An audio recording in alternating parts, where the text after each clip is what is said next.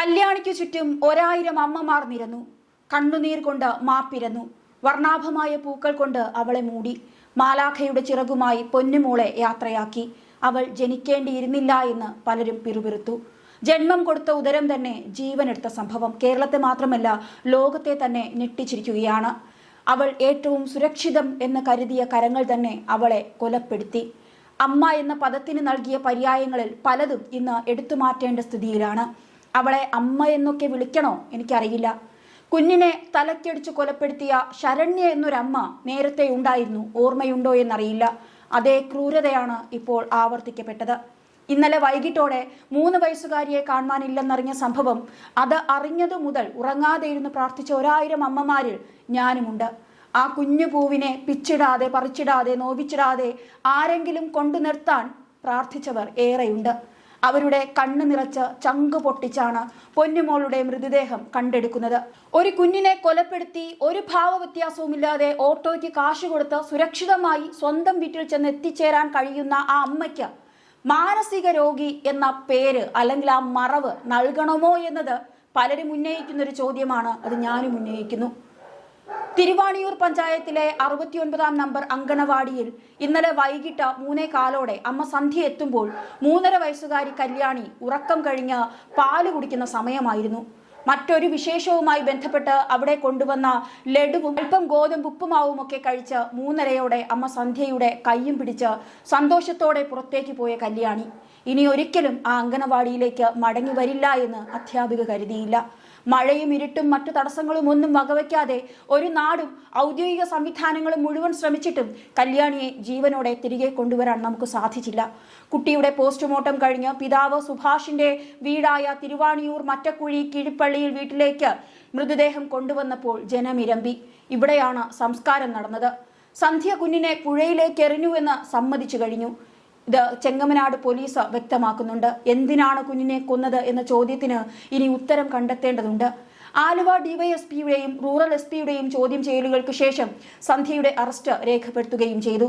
സന്ധ്യയുടെ മാനസിക നിലയെക്കുറിച്ചും ഭർത്തൃവീട്ടിലെ പ്രശ്നങ്ങളെക്കുറിച്ചുമൊക്കെ ചർച്ചകൾ വലിയ സജീവമാണ്. 2 കുടുംബങ്ങളും പോരും തുടങ്ങിക്കഴിഞ്ഞു. കുഞ്ഞിനെ കൊലപ്പെടുത്തിയത് സംബന്ധിച്ച് സന്ധ്യയുടെ വീട്ടുകാരും സുഭാഷും പറയുന്നത് സന്ധ്യയ്ക്ക് മാനസിക പ്രശ്നങ്ങൾ ഇല്ലെന്നാണ്. എന്നാൽ ബന്ധുക്കളും അയൽക്കാരും പറയുന്നത് മാനസിക പ്രശ്നങ്ങൾ ഉണ്ടെന്നും പലപ്പോഴും കുട്ടിയെ അകാരണമായി സന്ധ്യ അടിക്കുകയും ദേഷ്യപ്പെടുകയും ഒക്കെ ചെയ്യുന്നതായിരുന്നു സന്ധ്യയുടെ പ്രകൃതമെന്നാണ് അമ്മ പറയുന്നത്. ഇതുകൊണ്ട് തന്നെ ഒരിക്കൽ കല്യാണിയെയും മൂത്ത കുട്ടിയെയും സന്ധ്യയുടെ അമ്മ തന്നെ സുഭാഷിന്റെ വീട്ടിൽ കൊണ്ടാക്കിയതായും സന്ധ്യയുടെ അമ്മ തന്നെ പറയുന്നുണ്ട്. സന്ധ്യയ്ക്ക് ചെറിയ ബുദ്ധിമുട്ടുകൾ നേരത്തെ ഉണ്ടായിരുന്നതായും പറയപ്പെടുന്നു. ഇടയ്ക്ക് സന്ധ്യയുടെ പെരുമാറ്റം മൂലം മാനസികാരോഗ്യ പരിശോധനയ്ക്ക് ഭർത്താവിന്റെ കുടുംബം ആവശ്യപ്പെട്ടെന്നും ഇപ്രകാരം പരിശോധന നടത്തിയെന്നും സന്ധ്യയുടെ അമ്മ അല്ലി പറയുന്നുണ്ട്. എന്നാൽ കാര്യമായ പ്രശ്നങ്ങളൊന്നുമില്ല എന്നാണ് അന്ന് ഡോക്ടർ വ്യക്തമാക്കിയത്. അതുകൊണ്ട് സുഭാഷിന്റെ അടുത്ത് തന്നെ മകളെ വിട്ടു. മകളെ സുഭാഷ് മർദ്ദിച്ചിരുന്നുവെന്നും അമ്മ പറയുന്നുണ്ട്. അങ്കണവാടിയിൽ നിന്ന് 3:30 ഇറങ്ങി രാത്രി 7 മണിയോടെ 35 കിലോമീറ്ററുകൾക്കപ്പുറം കുറുമശ്ശേരിയിലെ വീട്ടിലെത്തിയ സന്ധ്യയ്ക്കൊപ്പം കുഞ്ഞില്ലായിരുന്നു. അവിടെ മുതലാണ് ഒരു നാടിനെ മുഴുവൻ മുൾമുനയിലും പിന്നീട് ദുഃഖത്തിലുമാക്കിയ ആ സംഭവങ്ങളൊക്കെ പുറത്തു വരുന്നത്. ആലുവയിൽ വെച്ച് കുഞ്ഞിനെ നഷ്ടപ്പെട്ടെന്നും അതല്ല ബസ്സിൽ വെച്ച് നഷ്ടപ്പെട്ടെന്നും തന്റെ കയ്യിൽ നിന്നും പോയെന്നും പരസ്പര വിരുദ്ധമായ മറുപടികളാണ് ആദ്യം സന്ധ്യ പറഞ്ഞത്.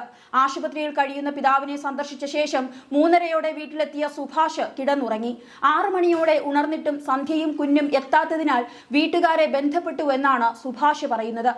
ഈ സമയത്താണ് സന്ധ്യ കുഞ്ഞില്ലാതെ സ്വന്തം വീട്ടിലെത്തുന്നതും ഇതറിഞ്ഞതോടെ 7:30 സുഭാഷ് പുത്തൻകുരിശ് പോലീസ് സ്റ്റേഷനിലെത്തുന്നത്. കുഞ്ഞിനായുള്ള അന്വേഷണം ആരംഭിക്കുന്നത് അവിടെ മുതലാണ്. പിന്നീട് വളരെ ദുഃഖത്തിലാട്ടുന്ന സംഭവങ്ങളായിരുന്നു കണ്ടത്. പുത്തൻകുരിശ് പോലീസ് അന്വേഷണം ആരംഭിക്കുകയും സന്ധ്യയെ ചെങ്ങമനാട് പോലീസ് എത്തി സ്റ്റേഷനിലേക്ക് കൊണ്ടുപോവുകയും ചെയ്തു. കുഞ്ഞിനെ കാണാതായത് സംബന്ധിച്ച് പോലീസിനോടും പരസ്പര വിരുദ്ധമായാണ് സന്ധ്യ തുടക്കത്തിൽ തന്നെ സംസാരിച്ചത്. എങ്കിലും പോലീസ് സന്ധ്യ യാത്ര ചെയ്ത വഴികളൊക്കെ പരിശോധിച്ചു തുടങ്ങി. CCTV ദൃശ്യങ്ങളുടെ സഹായത്തോടെയായിരുന്നു ഇത് നടത്തിയത്. ഇതിന് അനുസരിച്ച ചോദ്യം ചെയ്യലും ഒരു ഭാഗത്ത് പുരോഗമിക്കുകയായിരുന്നു. ആലുവയിൽ ബസ് ഇറങ്ങിയ സന്ധ്യ അവിടെ നിന്ന് കുറുമശ്ശേരി ജംഗ്ഷനിലേക്ക് ഓട്ടോയിലെത്തി. അവിടെ നിന്ന് മുഴുക്കുളത്തേക്ക് പോയി. അവിടെ നിന്ന് വീണ്ടും കുറുമശ്ശേരിയിലെത്തി. ഓട്ടോ പിടിച്ചാണ് 1.5 കിലോമീറ്റർ അകലെയുള്ള വീട്ടിലേക്ക് എത്തിയതെന്നാണ് പോലീസ് പറയുന്നത്. മുഴിക്കുളത്ത് കുട്ടിയുമായി വന്നിറങ്ങിയ സന്ധ്യയുടെ ദൃശ്യങ്ങൾ CCTVയിൽ പതിഞ്ഞത് പോലീസിന് ലഭിച്ചു. ഈ സമയത്ത് തിരുവാങ്കുളം മുതൽ സന്ധ്യയുടെ വീട് വരെയുള്ള ഭാഗങ്ങളിലും ഈ മേഖലയിലെ റെയിൽവേ ബസ് സ്റ്റാൻഡ് പരിസരങ്ങളിലുമെല്ലാം പോലീസ് വലിയ രീതിയിലുള്ള പരിശോധനകൾ നടത്തിക്കൊണ്ടേയിരുന്നു. മുഴിക്കുളം വരെ എത്തിയതിന്റെ തെളിവ് ലഭിച്ചതോടെ സന്ധ്യ താൻ കുഞ്ഞിനെ ഇവിടത്തെ പാലത്തിൽ ഉപേക്ഷിച്ചു എന്നായിരുന്നു പറഞ്ഞത്. അപ്പോഴും പാലത്തിൽ നിന്ന് താഴേക്ക് തള്ളിയിട്ടതായി പറഞ്ഞില്ല. 9:30-10 മണിയോടെ പോലീസും അഗ്നിരക്ഷാസേനയും നാട്ടുകാരും മുഴിക്കുളം പാലത്തിലേക്ക് പോയി.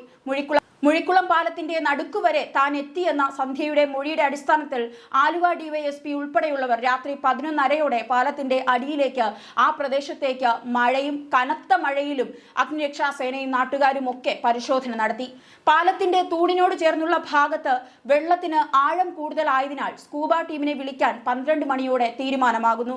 12:45 ആലുവയിൽ UK സ്കൂബ ടീം എന്ന ഒരു സംഘത്തെ 6 പേർ എത്തുകയും തിരച്ചിൽ ആരംഭിക്കുകയും ചെയ്തു. 2 മണിവരെ കനത്ത മഴ വകവയ്ക്കാതെ തിരച്ചിൽ നടത്തിയിട്ടും കുഞ്ഞിനെ കിട്ടിയില്ല. ഈ സമയത്ത് ഫയർഫോഴ്സിന്റെ മുങ്ങൽ വിദഗ്ധരുടെ 6 അംഗ സംഘം സ്ഥലത്തെത്തി തയ്യാറെടുപ്പുകൾ നടത്തി. 2:20 മൂഴിക്കുളം പാലത്തിന്റെ 3ാമത്തെ തൂണിന് സമീപം മണ്ണിൽ കിടക്കുന്ന രീതിയിൽ കുഞ്ഞിന്റെ മൃതദേഹം സ്കൂബ ടീം കണ്ടെത്തുകയായിരുന്നു. അതോടുകൂടി നാട് നടുങ്ങി. തിരുവാങ്കുളത്ത് 3.5 വയസ്സുകാരി കല്യാണിയെ പുഴയിലെറിഞ്ഞ് കൊലപ്പെടുത്തിയ സന്ധ്യ നേരത്തെയും കുഞ്ഞിനെ കൊലപ്പെടുത്താൻ ശ്രമിച്ചിരുന്നതായി അയൽവാസിയും ബന്ധുമായ ഒരു അശോകൻ എന്ന വ്യക്തി പറയുന്നുണ്ട്. ഐസ്ക്രീമിൽ വിഷം കലർത്തിയാണ് കൊല്ലാൻ ശ്രമിച്ചത്. മുതിർന്ന കുട്ടി അന്ന് ബഹളം വെച്ചതോടെയാണ് ശ്രമം പരാജയപ്പെട്ടതെന്നാണ് ഈ അയൽവാസി പറയുന്നത്. ഇതിന് പിന്നാലെ പോലീസ് ഇടപെട്ട് സന്ധ്യയെ കൗൺസിലിംഗിന് വിധേയയാക്കിയിരുന്നുവെന്നും അശോകൻ പറയുന്നുണ്ട്. സന്ധ്യ അധികം ആരോടും മിണ്ടുന്ന ഒരാളായിരുന്നില്ല. കുട്ടികളെ ടോർച്ച് കൊണ്ട് തലയ്ക്കടിച്ചിട്ടുണ്ട് എന്നുള്ള ഒരു വെളിപ്പെടുത്തലുമുണ്ട്. ഐസ്ക്രീമിൽ വിഷം കലർത്തിയ ഇളയ കുഞ്ഞിനെ നേരത്തെയും കൊല്ലാൻ ശ്രമിച്ചിരുന്നു. അന്ന് ഒച്ചയുണ്ടാക്കിയത് മൂത്ത കൊച്ചായതുകൊണ്ട് അന്ന് ഇളയ കൊച്ചും രക്ഷപ്പെട്ടു. സുഭാഷിന്റെ അമ്മ ഇത് കണ്ട് പേടിച്ചു വിറച്ച് സന്ധ്യയെയും കുഞ്ഞുങ്ങളെയും വീട്ടിൽ കൊണ്ടാക്കി. അന്ന് പോലീസിൽ പരാതി നൽകിയിരുന്നു. അവർ കൗൺസിലിംഗിന് വിട്ടു. മാനസിക ബുദ്ധിമുട്ടുണ്ടെന്ന് തോന്നിയിട്ടില്ല എന്നാണ് സന്ധ്യയുടെ അമ്മയും സഹോദരിയും എല്ലാം പറയുന്നത്. എന്നാൽ സന്ധ്യയുടെ അമ്മയുടെയും സഹോദരിയുടെയും പെരുമാറ്റത്തിൽ സംശയമുണ്ടെന്നാണ് അശോകൻ പറഞ്ഞത്. കുഞ്ഞിനെ നേരത്തെയും സന്ധ്യ ഉപദ്രവിച്ചിരുന്നുവെന്നാണ് ഭർത്താവ് സുഭാഷ് പറഞ്ഞത്. ചേച്ചിയും അമ്മയും പറയുന്നത് മാത്രമേ സന്ധ്യ കേൾക്കാറുള്ളൂവെന്ന് ഇന്നലത്തെ ഈ സംഭവവും അവർക്ക് അറിയാമായിരിക്കുമെന്നും സുഭാഷിന്റെ കുടുംബം ആരോപിക്കുന്നുണ്ട്. എന്തു തന്നെയായാലും കുടുംബ പ്രശ്നങ്ങളുടെ പേരിൽ കുഞ്ഞുങ്ങൾ ഇരയാകുന്ന സംഭവങ്ങൾ കേരളത്തിൽ ഒരു വർഷക്കാലമല്ല പതിറ്റാണ്ടുകളായി നടന്നുകൊണ്ടേയിരിക്കുന്നു. ഒരു അറുതിയുമില്ലാതെ. ആദ്യം കൗൺസിലിംഗ് നൽകേണ്ടത് മാതാപിതാക്കൾക്കാണ്.